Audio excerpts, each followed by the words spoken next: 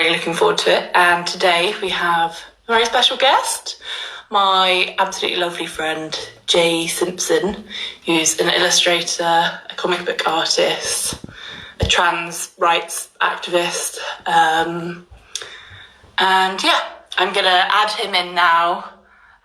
He can talk to you more about his work. I'll say a few more things, actually. I don't know if you can see, I haven't angled it very well, but that's one of his images. There's another one there as well, which is nice. Very colourful and busy. Okay, gonna add Jay. Waiting. Wait. Hey! Hi, can you see me okay? Oh, yeah, that's fine. Yeah, I can see you. Having some technical difficulties. There we go. Yes, I don't know how to put in the comment, but I'll work it out at some point. You look lovely. Thank you, so do you. Thank you. So do you want to tell me a bit more about you, your work, and what we're doing today? Yeah, sure thing. So, as you said, I'm an illustrator. I'm not a very active one at the moment, but I'm trying to change that a little bit. I mostly make comics. That's kind of my thing. Though, like I said, I've not been doing that much recently. And I'm just kind of trying to get back into illustration because obviously, like, I think with everything that's been going on and, like, obviously, like, you know, this whole situation isn't very conducive to being creative. Absolutely, yeah. Just because it's, like, intensely stressful for most people and it's kind of, like, breaking everyone's routine and stuff. And so I've just been trying to find ways of, like, getting, like, back into enjoying making art again, which is, like, something that I think is really important for people who make art, especially people who make art as a career. Like, absolutely, yeah. To enjoy it. So, I guess because illustrators are always also like tend to be working in studios or like working from home. So for some of them, it hasn't been much of a change, but it's been a real thing. With work, but I think this would be a really positive thing to get people making work and just connecting when we're apart. I thought it'd be a good thing. So yeah, what are we doing today then? So today's like, I thought I'd do this exercise, which I do quite a lot, just in my sketchbooks and stuff, just in this sort of like I used to do it as like a warm up kind of thing. If I'm like, if I want to be drawing, and so it's observational drawing, but it's kind of like it's a lot more like than like what you like. I think of it as kind of like I described it as like objective. No, sorry, it's like subjective instead of objective. So instead of just like drawing what is literally there, it's like kind of drawing what you see, which is like quite a fun thing to do. So let's angle it. I did have a great angle where you could actually see what I was doing earlier, but that seems to have not happened. There you go. Yeah, no, it's the same with me. If I angle it down, basically you just see more of my cleavage. So I'm going to leave it like this, and then I'll show you the examples of what we're doing as we go along. Sure thing. Yeah. So okay. Yeah. So do you want me to just like talk through it, like? Yeah. Go ahead. So basically, if you're doing this alone at home, or if you're like just want to fancy doing it later, then I think we put the worksheet. Did we put a link to the worksheet anywhere in the end? You've got it on your Instagram, your main Instagram. I put it on my stories. I'll do like a collective post with it later. So cool. yeah. So people can see it if you wanna look at it. But it's basically just like, so what I've done here, if you can see, is just grabbed a bunch of stuff. Yay! In my room that I tried to pick stuff that like I feel especially like fond of, or stuff that like make me feel happy just looking at it, because like it's like it's really nice to draw objects that like you have a kind of like personal association with, and stuff that like if you feel like like kind of like friendly towards them, then it's like you can get lots more interesting stuff out of them. Just like if it's just a random still life of like, I don't know, like a jug or whatever, you always draw art classes. That's in my table, Jay. Oh my god. No. Yeah, but it's not a random jug. It's like... I'll show you mine as well. Okay, how do I turn it? Okay, so this is mine. The bee from a promo thing. Flower that Jacob showed me how to make. He'll be doing a series later. Just love onions and the way they look and curls. And my lovely Marge. So yeah, I'm excited to draw mine as well. So okay, like yeah, when I'm doing this, I always try and keep it to like 5-10 minutes. So which obviously this sort of time we got today. So and like I find that a really fun way of doing that is like just you start drawing, you just set up like a play cue of like 2 absolutely solid like jams, and like so that's a really good way of timing it, because then you know like when it's going to end, and also you just have a really good time. Which 2 jams would you choose right now? As you were, I'm listening to a lot of Rina Sawayama, so that's my my thing. Sorry, I didn't hear you. So like I listen to a lot of Rina Sawayama, as you can hear from your room. Yeah. That's a really good way of like just like timing yourself without having to think about the timing. And it just helps to keep it like quick, so you're not like, because like an important part of this exercise is like not being too precious about it, which I find is like a really important thing to learn how to do.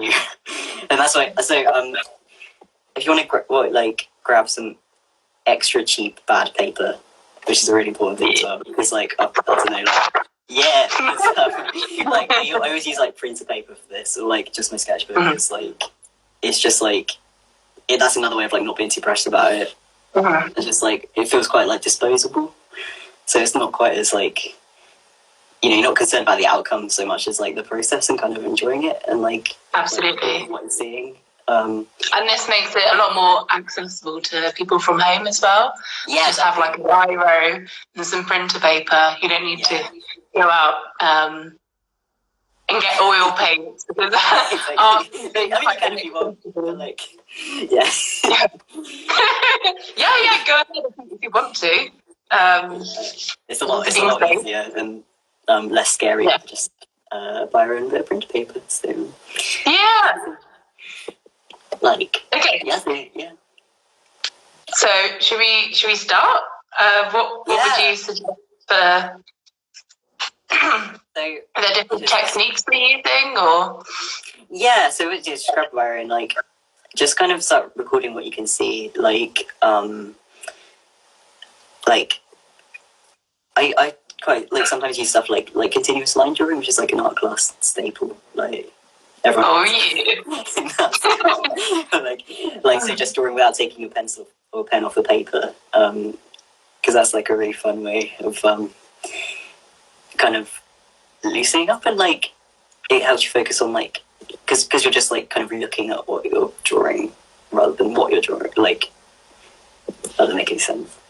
You know what I mean? No, that does make sense. The object rather than your actual drawing, and like so just like kind of draw some outlines. Like really focus on the stuff that you like. Yeah. Things that you're drawing, like it's a really important thing. Like focus on the things that you find interesting. So like, don't worry about if you want to just leave stuff out if you're bored by it, or like, you know, there's like you don't want to spend 10 minutes like drawing like a particular shape or texture or whatever. Then just like don't worry about it. Just yeah, no, absolutely. And you can if you want to draw like certain parts like way bigger, or like, you know, kind of draw like extra stuff in that you just comes to your mind and like put in your head, like textures and things. And like I always draw like what my tutors used to call ambient shapes, which I think means just like random like stars and spirals and stuff around the edges. Which it's just like, and just like also just like you can write stuff down as well, just like stuff that like comes to your head while you're drawing. It's like a really fun thing to do. Yeah, absolutely. Artistic license. Exactly. And what he ends up creating is like something that's more like it's a record of like how you're feeling and thinking while you're drawing. So it ends up being like sometimes like more useful to you in the future than like when you look back on it than just if you were just trying to draw as realistically as possible.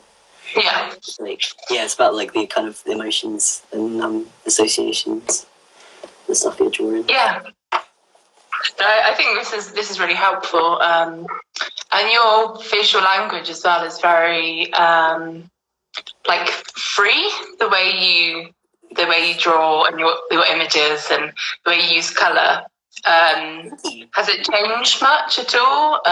Did it always come very easily? No, because I feel like when I kind of like I always wanted to be an artist when I was like a baby, and like I think you tend to be pushed away from that kind of stuff in school sometimes. Like I don't know if that's I found that to be quite a common experience amongst people I've talked to. Like you're encouraged more towards like more academic subjects often, and then like so I started I always kept drawing for fun, but I never thought it was something I'd be able to do like professionally. And then I like when I started again, I went to like art foundation, and I found that like I got a bit because some people were looking at what I was drawing for the first time, so I got a bit kind of like stuck. I was like I kind of like started trying to draw like as realistically as possible and like draw what was actually like like learn the proper art techniques and things, which is useful, but it wasn't my strong point. And I found my work kind of got really like got a bit like stilted and weird, and like it just didn't feel like me anymore. And then I kind of learned to like loosen up again. So it was kind of a weird process. Yeah. Yeah, I just sort of learned to like mess about with art and like not take it as seriously, which has been really, really fun.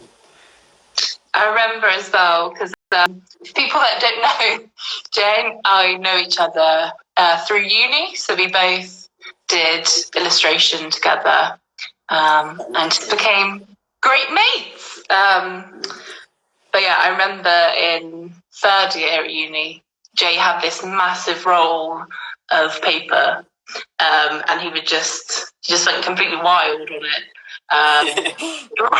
Still behind the sofa, I believe. Pardon? Still behind the sofa, I believe. Yeah. Oh, is it? Oh, cool. Nice.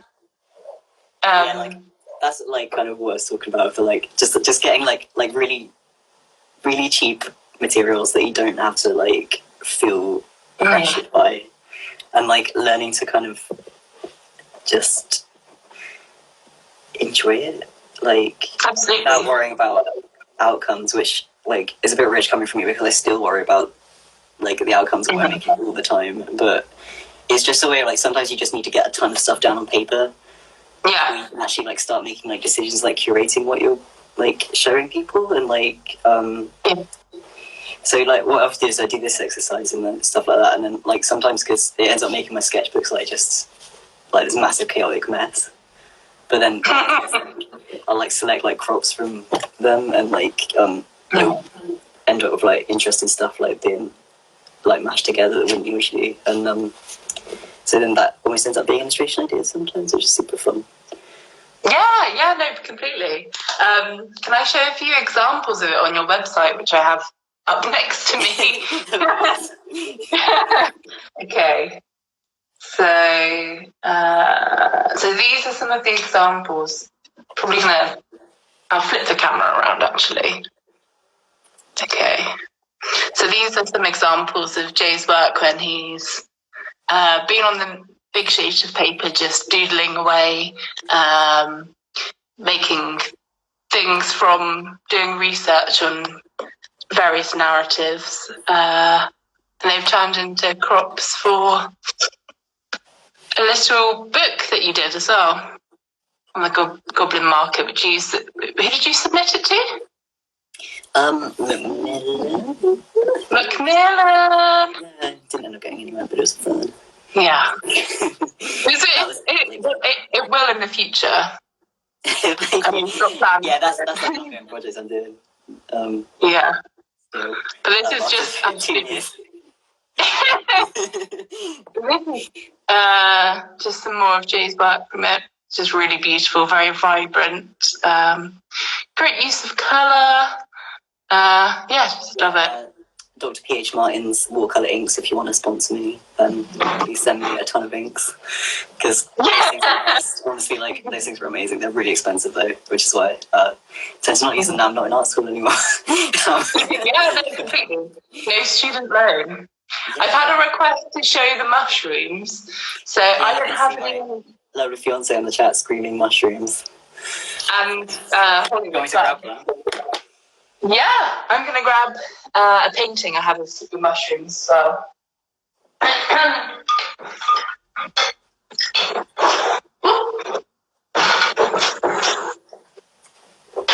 Okay. It is a lovely painting. Is it watercolour? It is. I just feel like back on the desk, so I'm trying not to scream right now. Oh no! That's a bad I just time. fell off the sofa. Yeah, Jay's really good at making like immersive worlds. Lots of little things going on in them. You can probably tell from what I just showed you on his website. I just find them very beautiful. And yeah, you've also been doing some felting as well. Yeah, this is like it's something I kind of hadn't been doing as much of recently, and then lockdown happened obviously, and I've been doing some like felting commissions as kind of like way of staying afloat after my day job. Yeah, got coronavirus, so I'm kind of but I've really enjoyed it. It's like making like 3D stuff has always been part of my practice, I guess, and this like having lots of like free time to do it has been really lovely. It's just been like it's because it's something that's so slow and time consuming. It's not something I can do usually. It's been like it's lovely to make characters and kind of like I'm hoping to make some zines. Gonna try and learn to photograph them without them being blurry and trash. And yeah. I'll be up for helping you. Yeah, thank you. That'd be really cool. Nice.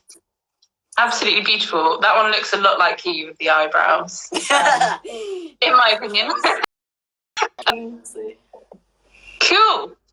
So also, I was just going to ask for people that have never made art and that want to follow along to this but are nervous. You've probably covered this already from what you've been saying. What particular advice would you give them? I'd say just kind of, you don't need to show it to anybody unless you want to. You don't just like, I think it's really fun sometimes to just make art that is just for you. And it's just like I said, like just use kind of like really throw material and just draw stuff that interests and appeals to you, and that way you have like a record of the stuff that is. It's almost like it's like journaling in a way, like just like you have a record of what's been in your head, and it doesn't need to look any particular way. It can look like as long as you've enjoyed making it, and when you look at it later, you can remember enjoying it. And I think that's a really important thing. Yeah, no, definitely. I completely agree. I think as well. Oh, yeah, sorry. No, you go ahead. I was just going to say, watch that, what's it called, the Grayson Perry thing that we've been watching? It's really good. Oh, Grayson's Art on Channel 4. It's on tonight, actually. I think 8 p.m. Really, really helpful just about getting people in lockdown together and creating, because it's just something that can really help people get through this difficult time. And he's got some good tips. Yeah, he's got really good tips. Knows a different. I find it really inspiring because some of his work's really janky, which I vibe with enormously. Yeah, Yeah, no, it's really helpful.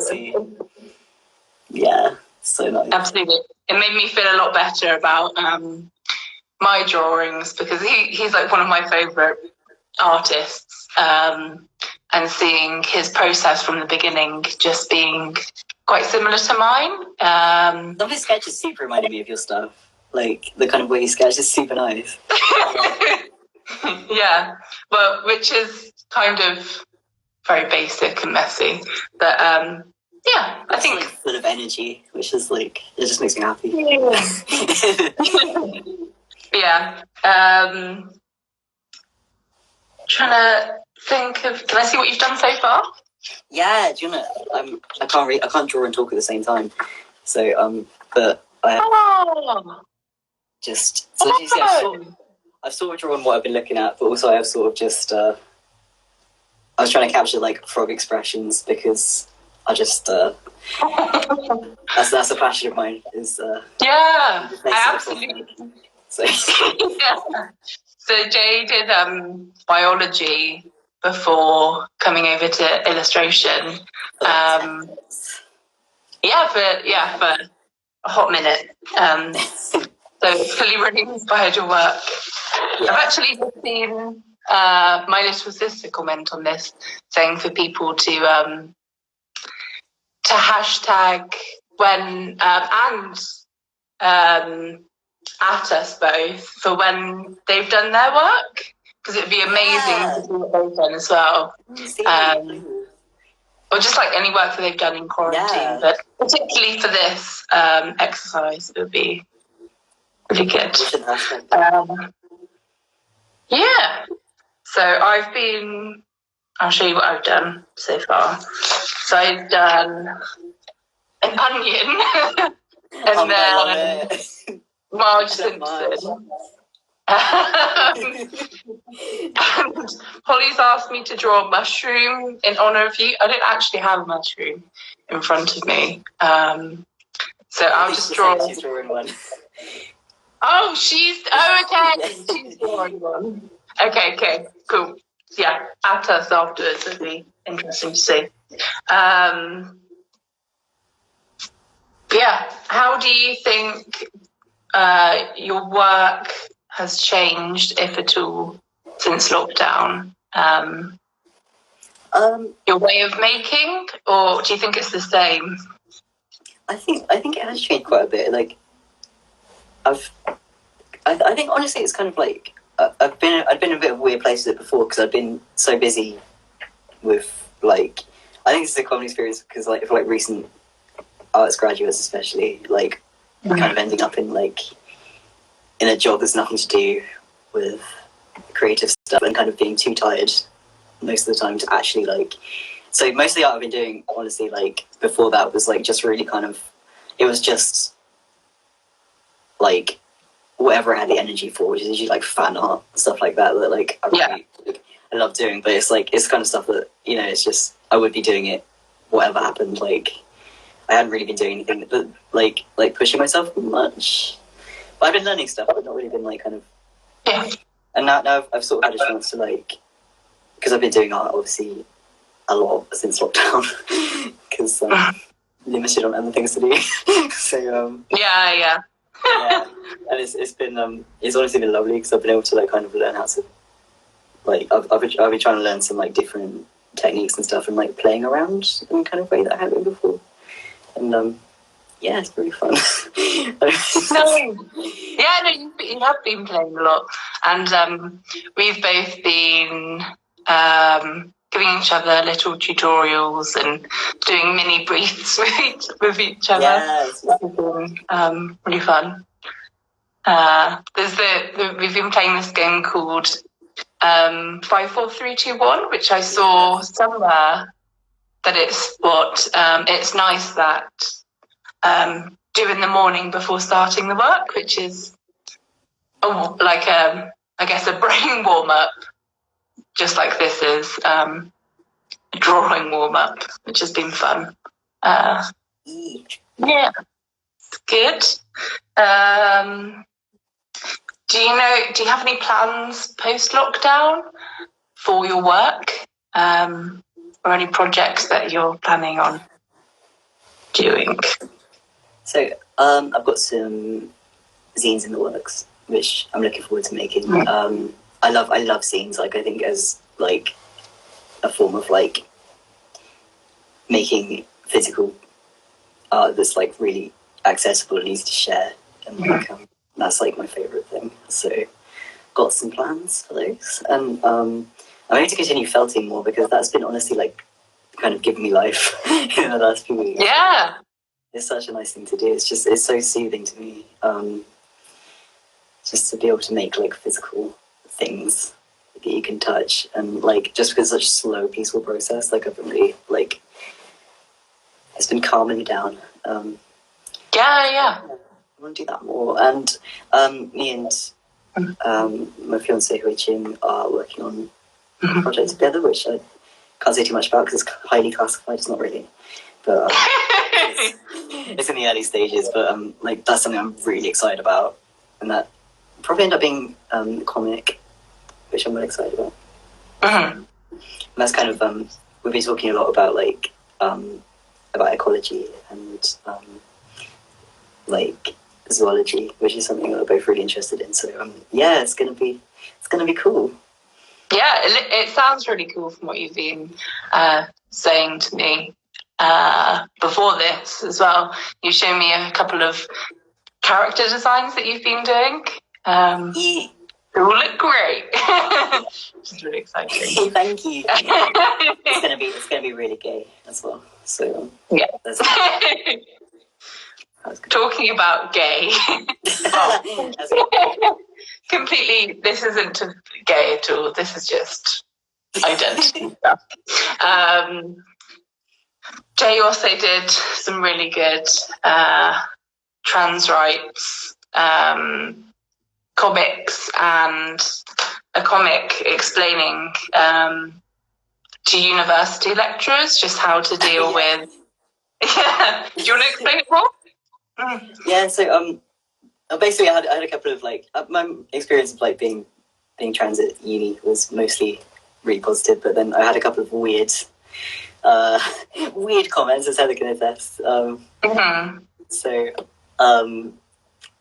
I decided that like I teamed up with the university LGBT society, and we kind of made a booklet about like it's just a really simple like staff training booklet of like kind of like explain like it's basically like trans 101, but kind of like I tried to make it as accessible as possible, and illustrated it and kind of tried to make it like friendly and approachable, because I found that like a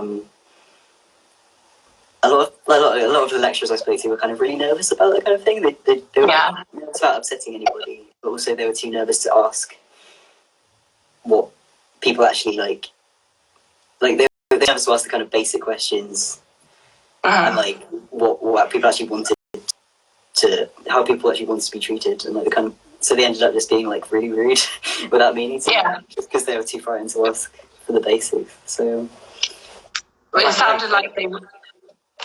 Sorry. Oh no, carry on. Sorry. I was just going to say it sounded like they didn't have much training on it, so it was really good that they actually got a trans student to teach them. Yeah, I think it's quite common, like to just obviously, it's not something that a lot of like older educators would have been sort of formally taught about. So, and I feel like because it was drawn mostly, it was kind of like a friendlier way for them to like if I just hit them with a big like like block of words, and they might have seemed a bit like because I was pretty angry to start with about it kind of, but like I feel like it was kind of it was like they seemed to like listen a bit more, so that's really nice. It's really good, and you're very sorry. I was just gonna say that's like it's always a good thing. Like it's always a really fun way to communicate with people. Yeah, no, definitely. Hit harder than you can with just the words. So.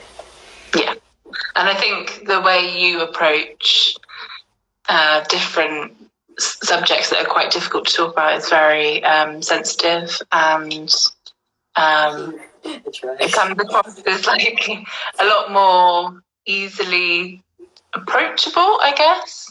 I think that people obviously should just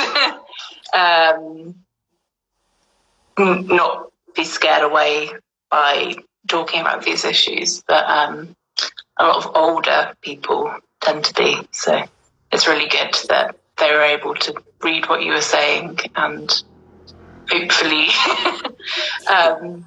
change the way that they're talking to students, etc. Yeah. Yeah. So I don't know if it's actually managed to change anything, but I really hope so. Oh, it definitely has. I worked at the university. I'm not saying this to Jay. I'm saying it to everyone else. I worked at the university afterwards, after we graduated as the junior fellow, and it felt like various people talked about the booklet and about how it really helped them just to understand more, and that they felt more like confident in asking me questions, because obviously, well, I'm gay. In the interview, but yeah, just about like the queer community. I think it's really important to learn about marginalised people and try and support them. But yeah, so I don't know, we're probably nearly running out of time. Does anyone have any questions for Jay? Or Jay, do you have anything else you want to say? I think just so if you are finding yourself kind of